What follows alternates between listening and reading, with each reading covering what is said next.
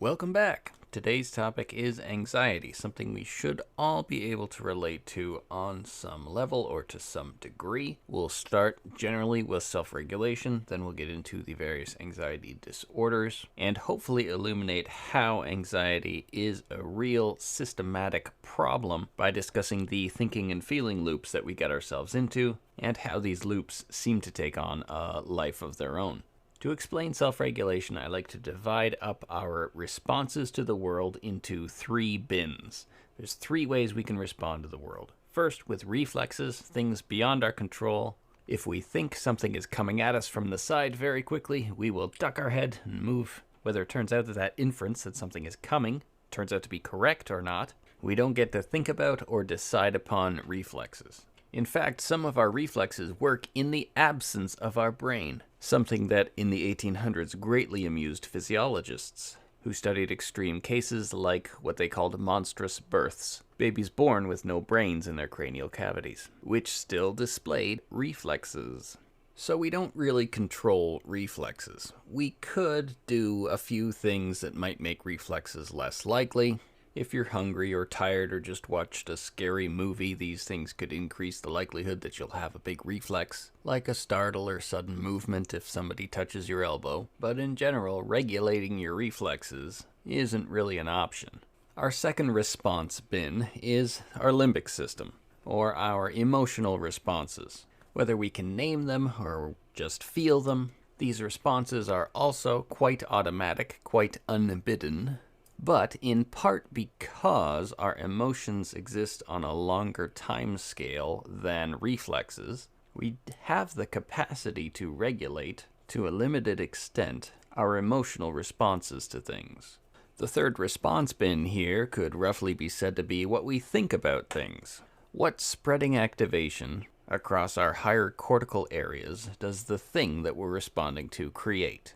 And in this bin, we have the most free will or most capacity to influence this spreading activation through metacognition and analyzing what we think about what we think, recognizing traps or loops and trying not to draw false conclusions that we drew previously, thinking of different possible interpretations. Nothing is either good or bad, but thinking makes it so. We have the most influence over the response we produce in our higher thinking neocortical systems. We don't have much control over our reflexes. We have minimal ability to regulate our limbic system, and comparatively we have a fair amount of say or influence when it comes to our higher thinking processes. Now, your brain does not, in fact, have three entirely separate bins. This is just a useful metaphor for understanding. If you have a reflex, you're also probably going to feel something with respect to it, and also have some thoughts regarding that feeling and that reflex. If you have a thought about something, you're also probably going to activate some feelings about it, and that thought can influence your susceptibility to things that might create reflex responses. But hopefully this three-part metaphor is a useful thinking tool for seeing the level of difficulty or level of removal involved in tackling the different types of self-regulation. You can more easily regulate what you think than what you feel, and you can more feasibly regulate what you feel than your immediate reflex responses to things. Notably, your reflexes and limbic system responses tend to be what kick you out of your nice, relaxed, recuperative, restorative parasympathetic state and into sympathetic fight or flight, freeze or flee emergency responses. We'll examine the impacts of this more next lecture. Suffice it to say for now that self-regulation is important for more than just our psychological well-being and cognitive functioning. It's also important for health more generally, including your ability to fight off viruses. Stuart Shanker, in his book Self-Reg, which is short for self-regulation, discusses some experiments that he did following up on Mitchell's marshmallow study, in which kids had to resist eating a yummy treat that was in front of them. What Shanker did was reduced situational stress by turning down the fluorescent lights, reducing ambient noise, and he found that more kids could handle the difficult task of restraining themselves from eating the delicious treat if these simple interventions to help the kids reduce the immediate situational stress we're done.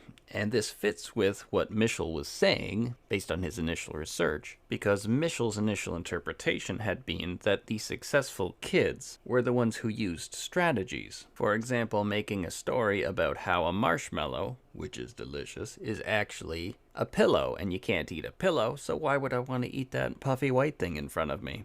Both Shanker and Mischel were making the point that the self-control of not eating the marshmallow is almost secondary to the task of regulating the emotion or feeling that makes the self-control necessary. If I can do something to make my hunger or desire seem less intense, urgent, or important, then that hunger or desire would be reduced, and any consequences of that hunger or desire that I am trying to control would be prevented through that self-regulation. In English, we have the idiom of pushing one's buttons. If someone can push your buttons, it's almost like they have a way of controlling you through doing small things, and that you can't help this control that they have over you. A related term that's recently become popular is the word trigger. If you're in therapy for anxiety or for anger issues or many other issues, PTSD for example, part of that therapy will be identifying your triggers or the buttons that could be pushed by things or people you encounter. For PTSD, a trigger might be a car backfiring. For a phobia, like claustrophobia, it might be enclosed and or dark places. For anger issues, it might be someone that you perceive as disrespecting you. And for social anxiety, it could be a specific situation in which you're not sure what to do, or maybe you're convinced there's no right answer. Somebody asked you, "How are you?" but then they looked away. Would it be rude to answer since it seems like they were just being polite? Or would it be rude to not answer because maybe they are expecting an answer? They're just not giving you their full attention. Somebody sent you a thank you email. Do you respond to it? Do you say thank you for your thank you email? If you don't, are you rude? If you do, are you inept or unable to give up the last word? Part of self-reflection and the therapeutic process is coming to understand what your triggers may be. This might seem like something unique to a cognitive paradigm because we're talking about the thoughts that end up in cascades of emotions and other thoughts, but this is actually something very basic to the behaviorist paradigm as well. What comes before the behavior that you want to change? I have the example here of misophonia because it's so basic and simple. Some people can't stand certain sounds. Now, I'm sure all of us have big responses to certain sounds. Some people are very sensitive to nails on a chalkboard or rubbing a balloon, people cutting their nails, whistling, chewing, high-pitched singing, and in the case of misophonia, the individual has this problem to such an extent that whenever sounds of that type, that frequency, that nature can be heard, they have a specific visceral, attentional, physiological, emotional response to that sound. If you take misophonia as an example and then take as a premise the idea that maybe you're not as adjusted or successful in life as you want to be or could be because certain challenges, stressors, people, situations trigger unhealthy or unproductive responses which get you off track, then you might have good justification for engaging with the talk therapy or self-help type reflective process. So the idea of triggers has built into it, for better or worse, the idea of a hole in your ability to self-regulate. If I encounter this thing, if this button is pushed, then an unwanted cascade is commenced, leading to symptomatology that is predictable but only minimally capable of being mitigated. You can try to avoid your triggers, or you can have a plan for what to do when you encounter your triggers, but by virtue of there being your triggers, being buttons installed in you that others can push, those are pretty much your only two options, unless you can somehow uninstall those triggers. Now, rather than look at the start, the trigger, or what set off the self-regulatory challenge, now let's look at the peak, the height of your symptoms: suffering, dread, lament, panic, woe, distress. How can you regulate and bring yourself back down? The triggers are what get you up, what gets you back down. One common trick prescribed for anxiety, because it's often our rumination and elaboration and exaggeration, catastrophizing, doom-crying, that gets and keeps us up in the heights of anxious discomfort. We can often stop the process of escalating anxiety upwards and start the process of coming back down by interrupting the spiraling questioning of why. Why am I experiencing this? What's wrong with me? Why can't I get a simple social encounter right? Why does that person's chewing noises make me so angry? What's wrong with me? Because these broad why questions, and our anxiety-laden answers to them, often just contribute to and escalate our anxiety, we can interrupt this by getting a little more specific with our why questioning. Why is this bothering me now? Why is this a challenge for me now? Why do I feel uncomfortable or feel like I need to escape now? One of the big contributions that the concept of anxiety has made to psychology and human well-being in general is the acknowledgement that anxiety about one thing can often bleed over into our responses to many other unrelated things. So oftentimes, putting the focus on your actual present context or very recent events, switching from catastrophizing to contextualizing, from spiraling to specifying, can be the first step in getting your neocortex sorted out, which might then be put to use, getting your limbic system sorted out, or in other words, might be the first big step toward self-regulating. But not all regulation is self-regulation, and not all self-regulation is working directly on oneself. If I feel my negative emotions escalating, I have a choice, if I'm reaching out for social support, between calling the friend who always agrees with me and quickly feels what I feel with me, or the friend who's calm and steady, and who listens without being carried away by what I say. My choosing who to call would be self-regulation by proxy, and we have a couple terms that explain how this works. My favorite is a developmental psych concept called the interbrain. If you've ever worked with humans under the age of 2, you'll realize pretty quickly that they pick up on your mood sometimes even better than you do. We're wired up from infancy to take emotional cues from others, especially when we come to trust those others. There's a common story that caregivers will relate, and that's the case of one of the caregivers having a hard time soothing the child, and maybe this goes on for some time, the caregiver being unsuccessful, only for the second caregiver to come in and then pretty much instantly be able to soothe the child. Now, this could happen for various reasons, but I posit that quite often the first caregiver can't quite soothe the child because they're exhausted, frustrated, disappointed, and the child is in part picking up on that emotion. The second caregiver is fresh and possibly hopeful, and sometimes that could be all it takes to soothe the child. We are capable of soothing infants in part just by showing them that we are okay, and thus relaying to their nervous system that it is okay. Now, there's plenty of other relevant learning involved here in these examples, much of which is probably classical conditioning, but there is a bottom line that we take our emotional cues from others, not just when we're infants, but as we age, and continue to take our cues from basically anything else with a nervous system. A poem for your consideration. Dogs are still man's best friend, because dogs can't understand CNN. I'll take my emotional cues from a dog that's just happy I'm alive any day. But back to our choice of friend A or friend B, the friend who upregulates us, validates us, snowballs our emotion, feels what we feel, agrees and doubles down, versus the friend who downregulates us, the calm friend that we might take some de-escalating cues from. By calling up either of these friends, we're offloading our self-regulation goal or responsibility to the friend who, by virtue of being part of our interbrain, is going to upregulate or downregulate our system for/with us. I mentioned there's 2 terms for this, shared or non-self-regulation, the first being interbrain, the second being neuroception, a relatively new term which refers to how we automatically process the risk information that other people put out into the world. How the baby receives your bouncing and shushing and rocking emotions is going to be neuroceptively framed by any other emotional cues that you've given the child. Since that's the same example as previous, just dressed in new terms, let's take a new example. In high school, my friends and I would occasionally get a bottle of some new sort of alcohol, and we would pass it around a circle and all try it. What we would occasionally try to do is convince other individuals in the circle that it tasted a way that it actually didn't. So if it was strong and disgusting, we might pretend to like it and try to keep our own reactions convincingly in line with the idea that it was smooth and delicious. Or if it was smooth and delicious, we might try to make the other people think that it was harsh and disgusting by pretending when we tasted it that it was harsh and disgusting.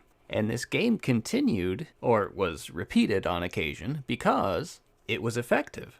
If a couple of us in the circle said that the extra disgusting, extra strong rum tasted like apples, it wasn't uncommon for a couple other individuals in the circle to actually report that it tasted like apples to them. One bottle that the group tricked me with was Malibu. I don't know if you've ever had Malibu, but it's a liqueur. It tastes like sugar and coconuts. But we didn't know this, and I didn't know it, and my first two friends to taste it made a disgusted face and grimaced and said, "Ugh, your turn." And I still remember genuinely thinking that it was harsh and disgusting. For about 3 seconds until they laughed at me, and revealed that I was then the target of the game I'd played so many times before. The trick was to frame the experience, but frame it incorrectly and see if other people fell in line. I can't say with experimental specificity that any of my friends' actual taste experience was neuroceptively changed, but it still provides an adequate conceptual example. The idea that we were experiencing things according to the cues we were getting from others. Before we go too far here, we should probably specify what's generally meant by positive and negative emotions. Because these aren't value judgments, positive emotions can be bad, morally, consequentially, and even experientially, if you're stuck in a manic state, and negative emotions can be good. They can save our lives, give important cues to other people, and in the case of crying, help purge us from stress hormones. So what's meant by positive and negative then? Generally how they're subjectively felt, but also positive emotions add. They add energy, motivation, creative frames, playfulness, exploration. They encourage approach and engagement, continued attention. They lead to a more active mind, and even assist us with self-control. If we're feeling good, we're more likely to stick with difficult tasks.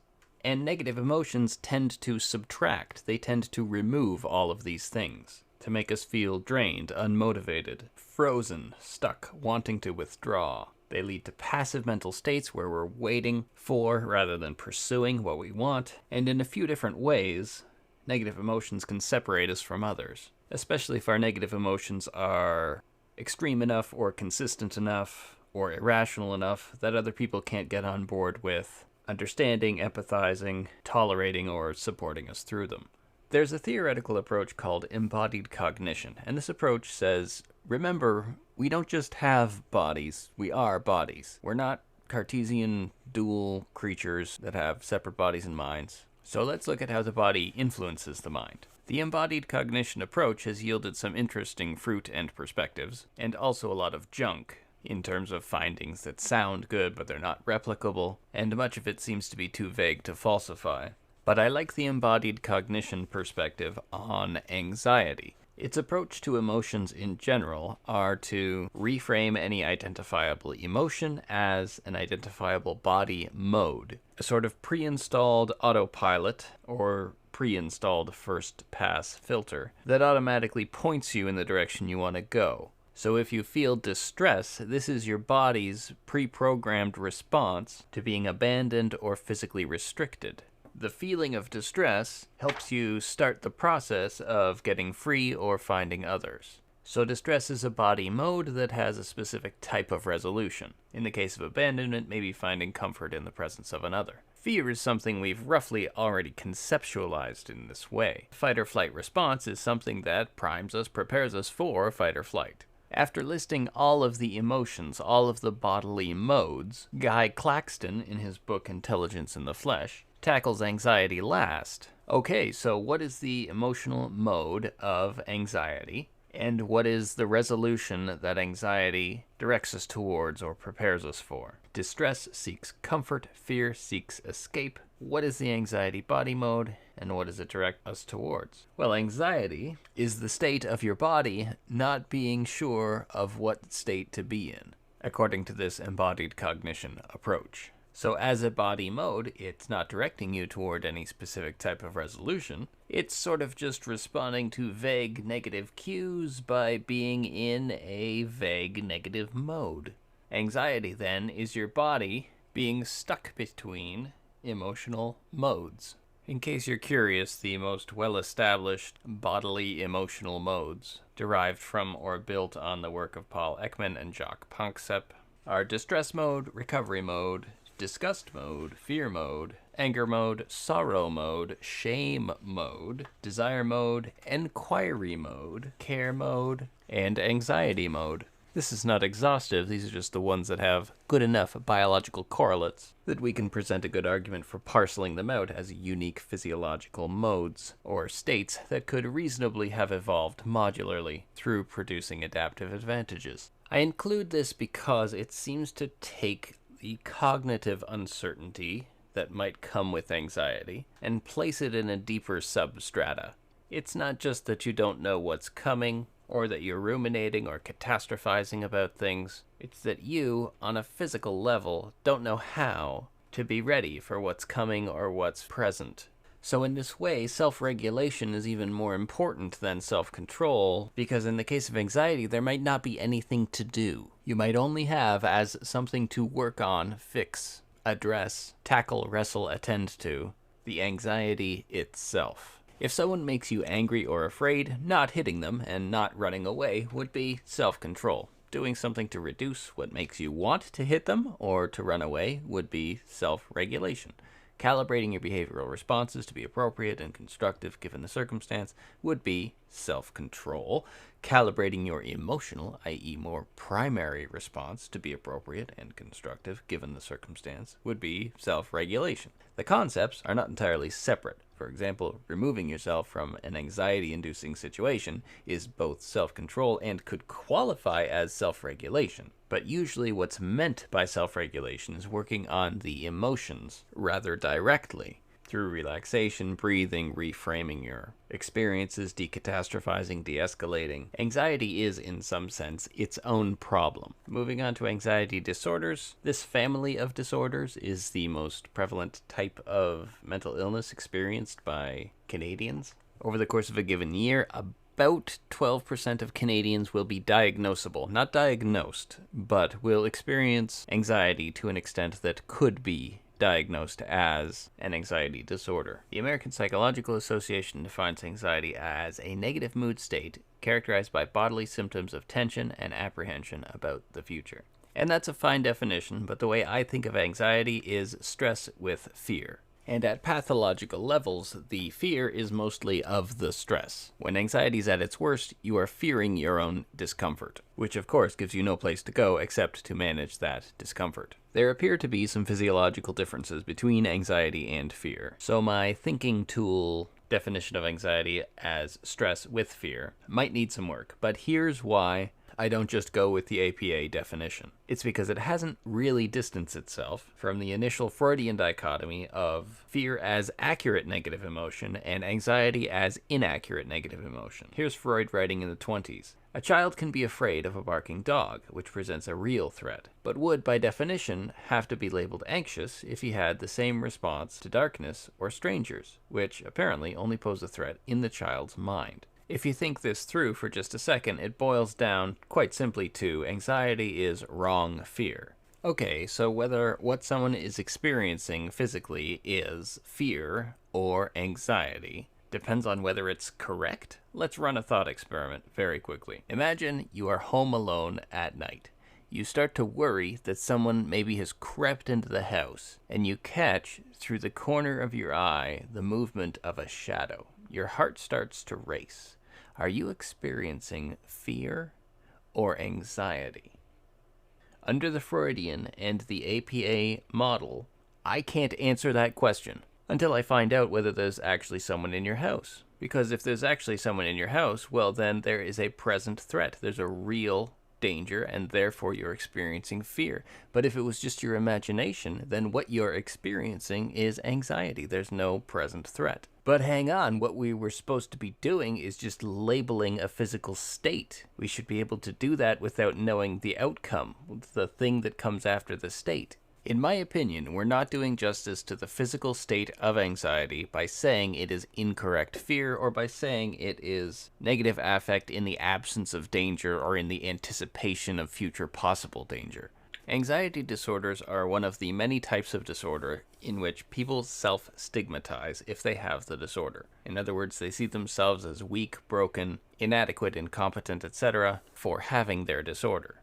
And I don't think we're doing any favors to those who have anxiety disorders by building into the concept of anxiety the idea that their feelings are wrong. I'm aware that the problem is that usually the feelings of anxiety are not useful, but this does not make them by definition wrong. Delusions are wrong. Delusions are like random noises going off in your head. Anxiety is more like a smoke detector. Sure, the smoke detector is wrong most of the time, but it exists for a good adaptive reason. It's wrong in the right direction in terms of your survival. I have not solved the problem of anxiety having a poor definition. I've just added my own poor concept to the toolkit. Hopefully it helps you think beyond just the APA definition and in a less stigmatizing way. Anxiety is not determined by what comes after it, and it's not inherently pathological. Anxiety helps us keep ahead of things. Feeling anxiety is like eating our vegetables. We might not love it, but it helps us thrive and do well in the future.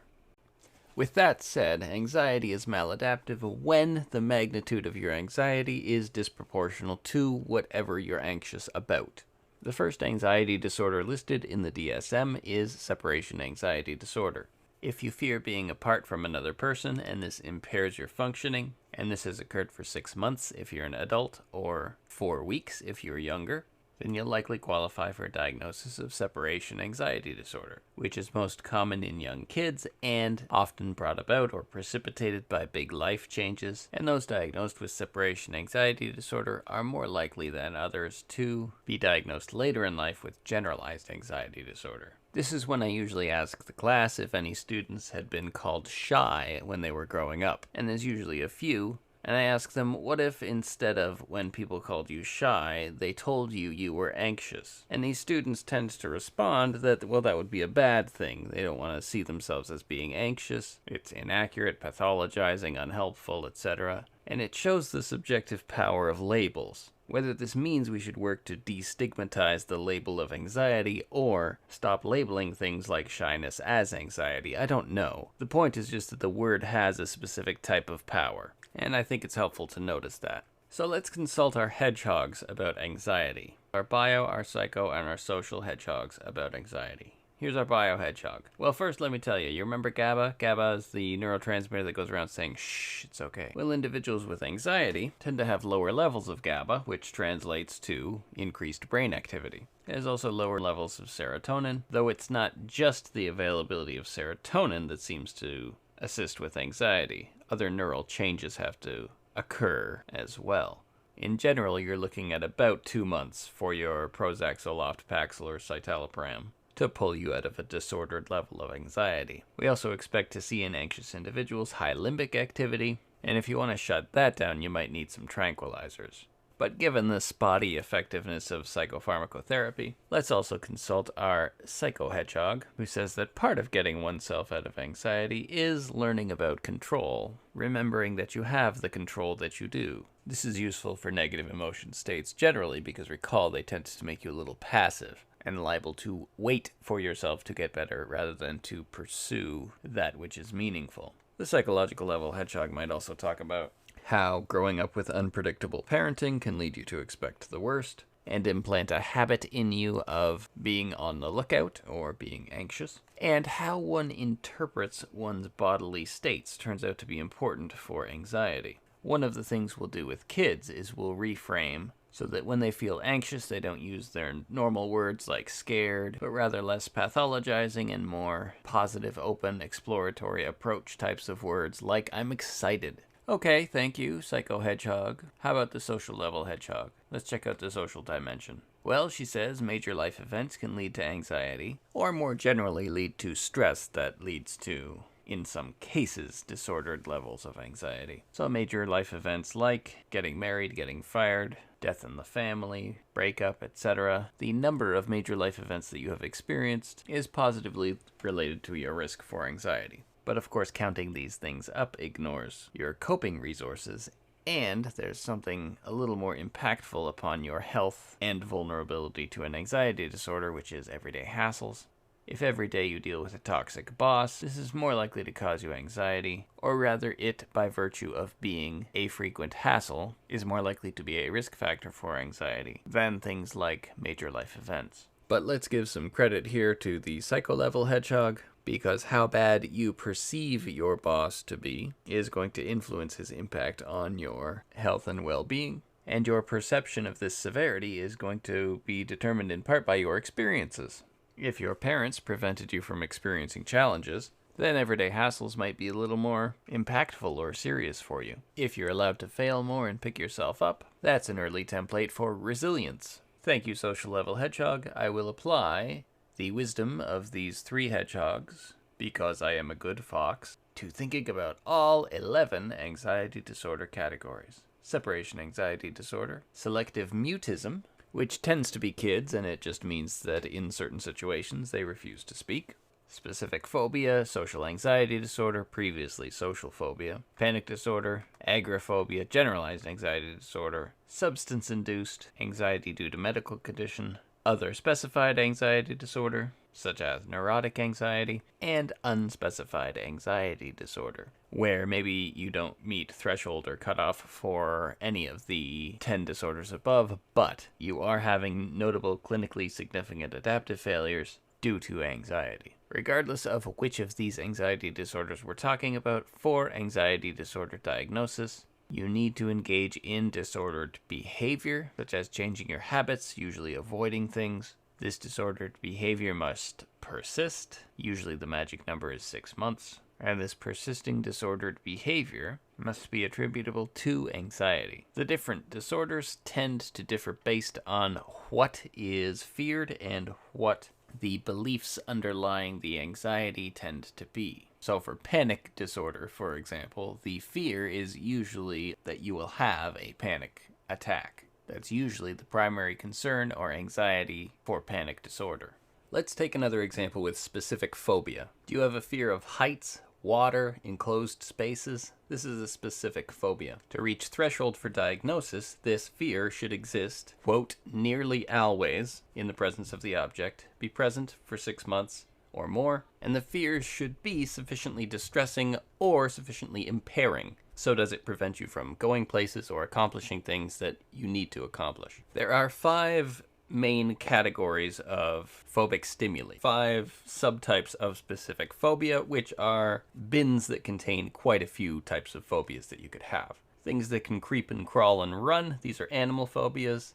Things that occur in the natural environment, mud, trees, heights, water. Fear of blood or injection or injury. Most people have a story of, in high school science, witnessing a classmate or being the classmate who passes out during the frog dissection. The response to things like blood and needle penetration can be quite strong, and in some cases people can develop phobias surrounding this strong response. The 2 other categories are situations, so claustrophobia falls here. Maybe it's specifically a fear of elevators, combination of heights and enclosed spaces. And if you're phobic of something that doesn't fall into these categories, then there's an other category. Some of us develop fear of clowns. A fear of choking is not unheard of. So generally, if you're reading someone's chart and you see specific phobia, it will specify which of these subcategories the specific phobia belongs in.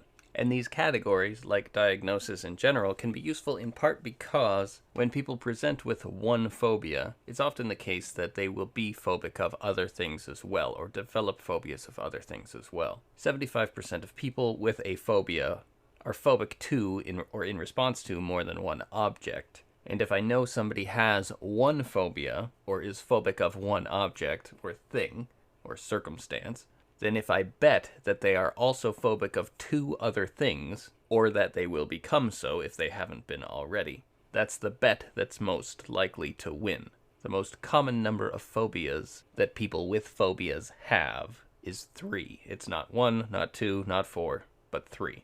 That's the modal number of phobias that people with specific phobia have. Maybe all 3 are in the same subcategory. Maybe it's more circumstantial, so your phobias hop across categories. The good news is that specific phobias are eminently treatable. Sometimes it only takes 1 or 2 sessions of exposure therapy. Sometimes. Specific phobia follows the general trend of anxiety disorders, which is that females are about twice as likely or twice as at risk to get a specific phobia compared to males. The one subtype exception here is blood injection injury. This one's an equal opportunity offender. You're just as likely to have a blood injection injury phobia if you're male as if you're female. And importantly, most phobic learning is just really good learning that we have trouble unlearning. Our brains are often better at learning things than unlearning them. An analogy here would be addiction, where we learn that something is rewarding, but even as it becomes less rewarding and more consequential or impactful or damaging for us to engage with the substance, we have trouble unlearning the behavior of taking the substance. With specific phobia, we learn that something is harmful, maybe from encountering it ourselves, maybe from seeing other people encounter it, maybe from television or a story even. But we learn that lesson too well, and we develop disproportional fear in response to whatever risk we saw or heard that thing presents. In other words, fear is not the problem is calibration. Specifically, trouble dialing back down our fear response, which in the case of anxiety is largely anticipatory.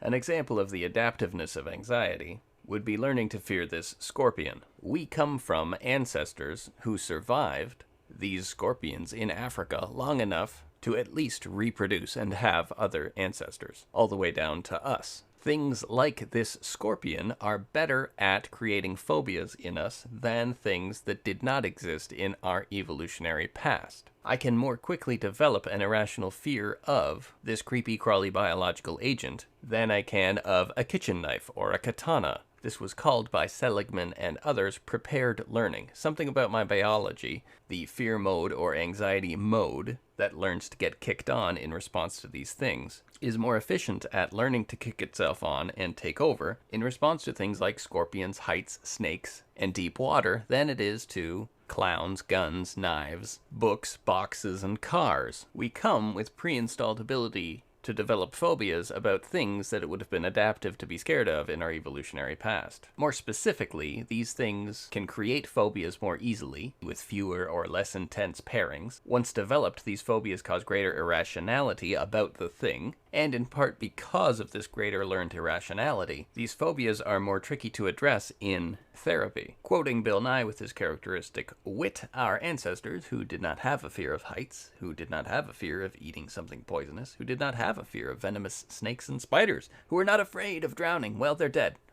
They did not have the instinct to keep themselves from getting killed. This is from his book Undeniable. But of course we can be more succinct regarding the evolutionary argument here, right? Because all our ancestors needed to be was smart enough or capable enough of learning to fear something that this fear kept them alive at least until reproductive age. So we mentioned that those with specific phobia tend to also have other specific phobias. Individuals with specific phobias also tend to have other psychological challenges like depressive disorder, other anxiety disorders, especially generalized anxiety disorder, and a personality disorder called dependent personality disorder. These other comorbidities may help to explain why, if you have a diagnosis of a specific phobia, your individual risk of committing suicide goes up by 60%. Now, keep in mind that that is a relative risk term. You have a very small risk of committing suicide, and whatever that small risk is, just multiply it by 1.6 to get your updated individual risk. Another anxiety disorder is agoraphobia or agoraphobia. This is fear of a place that is difficult to exit. This can be a wide open place or an enclosed space like a Halloween corn maze. Keep in mind this is not a specific phobia. You'd think this might be a situational phobia. It is its own category, in part because of the domino effect or worsening effect that we observe in agoraphobic cases. So an individual with agoraphobia might fear public buses, the market, going into stores, most of which just have one entrance and one exit, the crowds at concerts because it's difficult to get out of them, and if you don't interrupt the gradual process of the development of agoraphobia, what you tend to get is you tend to withdraw. So let's say I stop going to get my own groceries, so I call for delivery of groceries. Maybe I greet the person who's delivering the groceries, but maybe then I stop greeting the person who's delivering the groceries. I just let her leave it on the front step, and then maybe then I stop even going to the front step. I ask a relative to come and bring my groceries in for me. There's cases of agoraphobia where people's worlds shrank so much that they gradually got whittled down to their bedroom and part of their kitchen. I've read multiple case studies where this was the person's life. They had a tiny circuit of their bedroom, the washroom, and the half of the kitchen that cannot be seen through the window. So you can see how this is more than just a specific phobia, it's something far worse. My favorite description of agoraphobia comes from William James. Fear of any open place or broad street which one has to cross alone. But of course it's not just fear of open places. And what do we need for a diagnosis? The avoidance of situations, the presence of this fear for 6 months or more, distress or impairment, i.e. adaptive failure, and there shouldn't be any other plausible explanation, like social phobia or depression, that could do a better job of explaining the client's problems. Quite often agoraphobia is accompanied by panic disorder, and it may be the event of a panic attack or intense fear of another panic attack that sufficiently punishes the person for going into public space, and is the reason why it's so rewarding for them to withdraw and avoid that which causes them anxiety, effectively shrinking their world. Individuals with agoraphobia very rarely recover without getting significant outside help. Your body is too good at learning how rewarding it is to avoid things when you have this anxiety. It's very difficult to unlearn the withdrawal and avoidance that comes with having acquired agoraphobia. Next, the anxiety disorder that I would least want to have, generalized anxiety disorder. Specific phobias can be addressed specifically. Generalized anxiety disorder is essentially a situation where your brain is a whack-a-mole game of phobias and fears, and if you hit one of them, another one or two just pops up to take its place. With generalized anxiety disorder, you have a general hum of anxiety that pervades your waking hours, and you're preset to observe things that validate this hum of anxiety. To look at the world and say, this is why I fear. And on some level, because we want our feelings to be valid, it feels good for us to find something to worry about.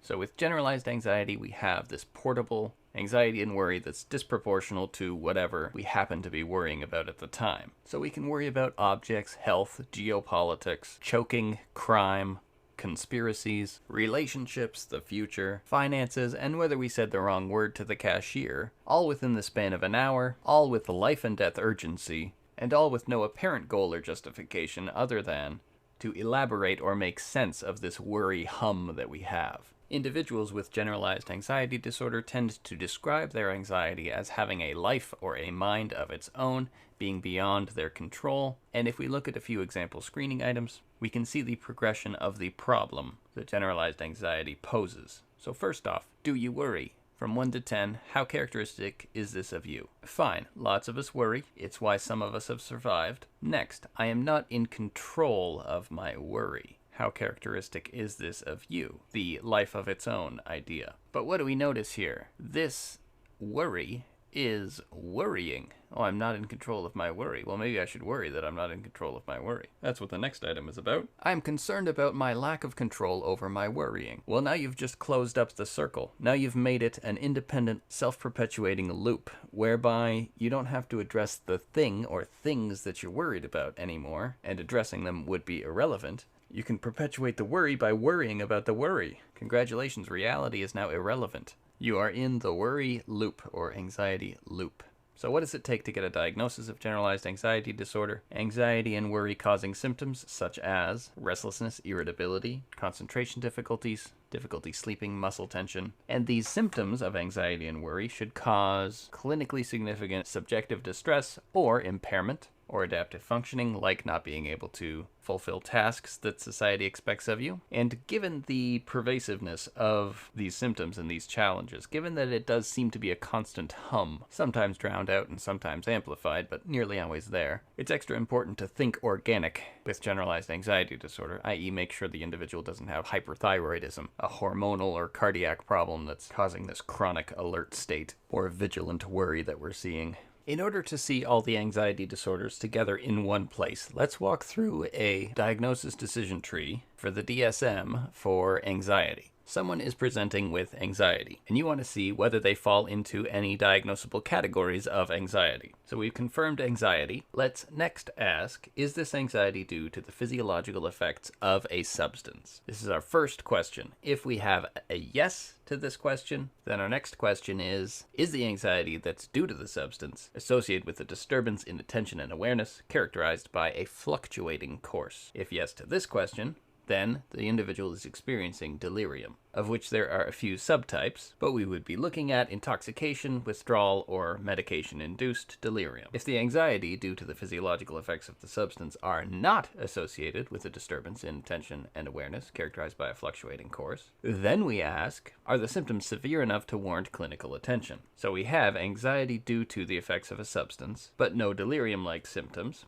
Are the symptoms severe? If yes, then we have a substance or medication-induced anxiety disorder. If no, then it doesn't look like the anxiety symptoms are the actual issue. We still have categories for this, such as substance intoxication or substance withdrawal or other adverse effect of medication, but these are not anxiety disorders. Okay, back to the main tree. Our question was, is it due to the physiological effects of a substance? If we answer no, our next question is it due to the physiological effects of a general medical condition? Think hyperthyroidism. If the anxiety symptoms are due to the physiological effects of a general medical condition, we ask, again, is this associated with a disturbance in attention awareness and a fluctuating course? In which case, we can unlock the other categories of delirium due to a medical condition. If we don't have those delirium symptoms, then we ask, are we seeing any cognitive declines, like trouble with self-control, planning, or memory aspects? If yes, then our DSM category is neurocognitive disorder due to another medical condition. And if no, we have anxiety due to the effects of a general medical condition without delirium or cognitive decline. So therefore we have anxiety disorder due to a medical condition. Now, back to the tree. What if the anxiety wasn't due to the effect of a substance and was not due to the effect of a general medical condition? What if we say no? Our next question is then, is the anxiety occurring in the context of an abrupt surge of intense fear? And are there panic attacks? If yes, as you might guess, we would diagnose panic disorder. If no, we go back to the tree and ask, is the anxiety about being in places from which escape might be difficult in the event of panic? You might recognize that one as agoraphobia. If no, or if this fear of inescapable places is also associated with more generalized worries, then we move down and ask, is the anxiety or worry about separation from someone? In which case we have separation anxiety disorder. If not, we ask whether it's about being judged by others, in which case we have social anxiety disorder. And if the anxiety is not in response to these things, or it occurs in response to these things but is also associated with more generalized worries, then we ask whether the anxiety seems to be in response to a specific feared object or situation, in which case we'd have specific phobia. If there isn't fear of a specific object or situation, then we ask whether it's health-related, whether the anxiety is about health. If it is, then we ask whether they have distressing bodily symptoms, in which case they have somatic symptom disorder. If they don't have distressing bodily symptoms, we ask whether they seem to have a delusion regarding illness. And if they do, we might diagnose a psychotic disorder. But if their worry over illness, in the absence of somatic symptoms, is not quite of delusional intensity, then we would at this point consider diagnosis of illness anxiety disorder. Going back to the tree, if the anxiety is not about health, then the next question we ask is the anxiety about discarding or parting with personal items? And are these things that you can't part with cluttering your living areas? In which case we have hoarding disorder. But if that's not the case, then we ask, is your anxiety or worry attached to some imagined defect in your appearance? In which case we have body dysmorphic disorder. Note that neither of these are anxiety disorders proper. They are obsessive-compulsive related disorders. If neither of these apply, then we move on and ask, is the anxiety associated with recurrent worries, thoughts, or ruminations? If so, we ask about whether these seem to be intrusive, unwanted, or ego-dystonic. And ego-dystonic refers to something not feeling like it's you. Like something outside of you, not part of you, not associated with your character, is pushing you towards these intrusive, unwanted worries, thoughts, and ruminations. If this is the case, we might look at obsessive-compulsive disorder. If not, we make sure that this anxiety spans several events and situations and has persisted for at least 6 months, in which case you might recognize generalized anxiety disorder. If not, we would return back to the tree and ask, is the anxiety associated with exposure to a traumatic stressor? And if it is, we would ask about symptoms, including avoidance, negative alterations of cognitions and mood, and arousal symptoms. And if these are met, then that sounds a lot like PTSD, and if you've been experiencing those symptoms for more than a month, we would give that diagnosis. If not, if the symptoms have not been around for a month yet, we have the diagnosis of acute stress disorder. But if we don't have these intrusive symptoms, then we go back to the tree And our next question is the anxiety associated with mania or depression? In which case, we have depressive and bipolar diagnoses. You may recognize bipolar 2 here as what we would diagnose Norman Endler as having today. But if the anxiety is not associated with depression or mania, our next question is the anxiety clinically significant? Specifically, is there dysfunction that we can observe from the anxiety? If yes, then we ask, is it occurring in response to a specific stressor? In which case, we can diagnose adjustment disorder, which is a post-traumatic related disorder, not an anxiety disorder. And if it's not occurring in response to a psychosocial stressor, we could say other specified anxiety disorder, and maybe go through the history books and say it's neurotic anxiety or something else. Or we could just say you have an unspecified anxiety disorder. You have clinically significant anxiety that's causing dysfunction, but it doesn't fit any of these categories. You have unspecified anxiety disorder.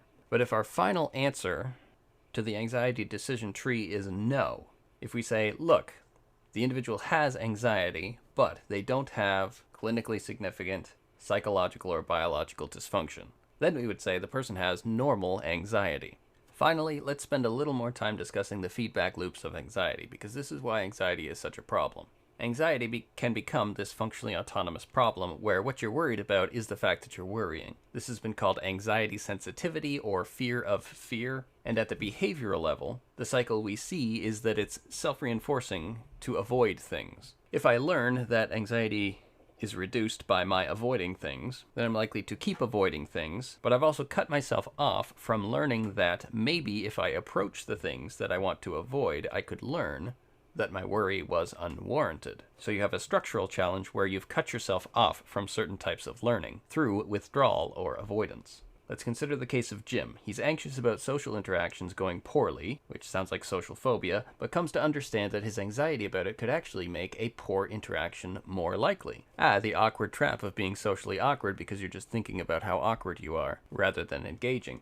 He is now anxious about being anxious in social interactions. So, an actual assessment of the risk of a poor social interaction becomes irrelevant here. Feeling anxiety replaces the actual risk as the source of anxiety. In fact, if you convince Jim that his anxiety is actually unwarranted, maybe by showing him how well he does in social situations, this could strengthen his concern because now he sees how irrational his fear is, and you should really be scared of such an irrational fear. So I could randomly be scared in social situations for no reason. I should really avoid them. In this way, the problem of socializing becomes irrelevant and is replaced with the anxiety itself. So Jim might say something like, I know things would be fine if I went, but I would probably be too worried that they wouldn't be fine. The fear of the social situation has become the fear of the social situation, a problem that instantiates itself and perpetuates itself. Another loop that's difficult to avoid is the reassurance-seeking loop.